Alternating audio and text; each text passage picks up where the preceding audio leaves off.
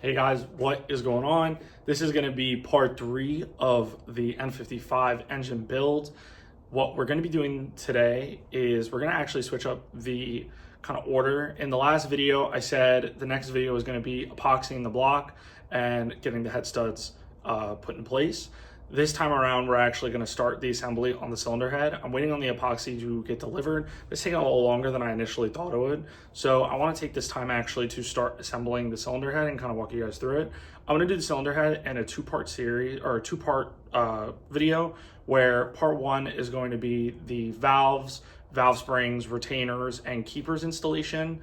And then the following part will be the cams, the eccentric shaft, and things like that, because I'm also waiting on new needle bearings for the eccentric shaft. Okay, so first thing you're going to want to do is you're going to want to clean your mating surface, just like you would for the bed plate or the engine block. I actually brought my head to a local machine shop to get decked, so I don't have to worry about that. The mating surface is already clean and everything is as it should. This head I did buy used. When I inspected the inside of the valve ports, they did look relatively clean. Maybe when the car is fully put together, I'll get it blasted just for peace of mind. To install the valves, it's relatively simple. You're gonna have two types of valves. I'm gonna show you guys here now. As you can see, this one is going to be for your exhaust. This one's going to be for your intake. You'll know because the actual diameter of the valve will be bigger for the intake side as opposed to the exhaust. They are going to be relatively similar in length, but as you can see, the exhaust is also going to be a little bit longer. So think exhaust is going to be longer with a smaller diameter valve. The intake is going to be the opposite. One other thing I want to go over is the actual valve stem seals. I will leave the link, but I used this pair of pliers. I got them on Amazon, as you can see, to basically grab the seal and to install them. For the exhaust side, it's going to be this almost brass with green colorway. For the intake side, it's going to be black with like a scarlet orange colorway. I got mine from L-Ring, so if you also buy L-Ring valve stem seals, that should be the coloration for the exhaust and the intake side. It's going to be relatively simple to install these. It's going to just be you place them around the valve seal kind of that's under here. It's like a brass looking tube, and you're just going to very gently just push them on. You'll kind of feel them bottom out on this inner ring on the bottom here. And then once you do that, just make sure that they're properly seated. And then having these in will hold the valves in place. So when we go to install the actual valves, these seals temporarily will hold them in place until we install the valve springs and the retainers. And just like everything else I've explained in prior videos, just to make your life a little easier, you just wanna get a little bit of oil in each of these seals. Now, this is going to be the intake side. So you're gonna take your valve just like this, and you're gonna find the hole for the seal, and you're very gently just going to place it.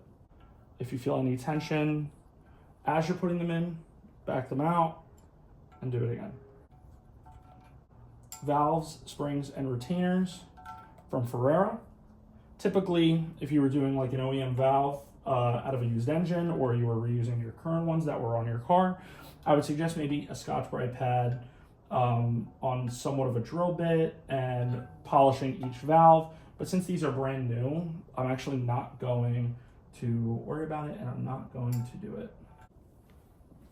And that's going to be all the intake valves in. It's going to be the same process for the exhaust valves.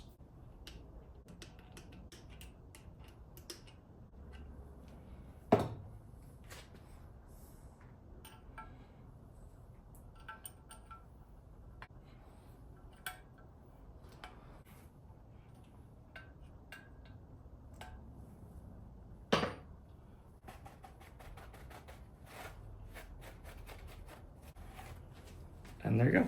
There's all the valves installed. Let me just put you here so you can get a good look. All right, guys, slight cut. Did take a little bit of an L. It happens. I did buy some of these like kind of universal valve spring retainer installation tools. But no matter what I did, the keepers, they don't want to seat when I tried to do them. Obviously this side's a little more difficult because you have the railing for the eccentric shaft.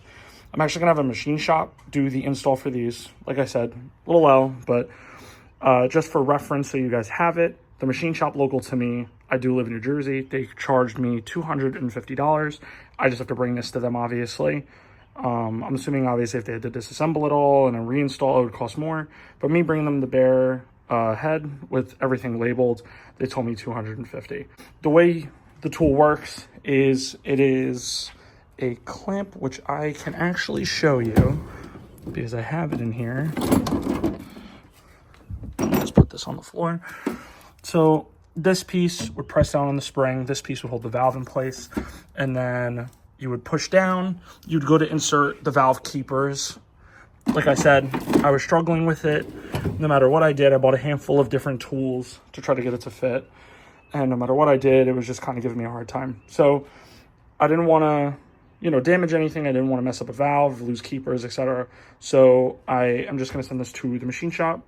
But I at least wanted to go through the process of how to actually install the valve springs, as well as the retainers. There's a handful of videos on YouTube showing you how to do it, where people did manage to get it right.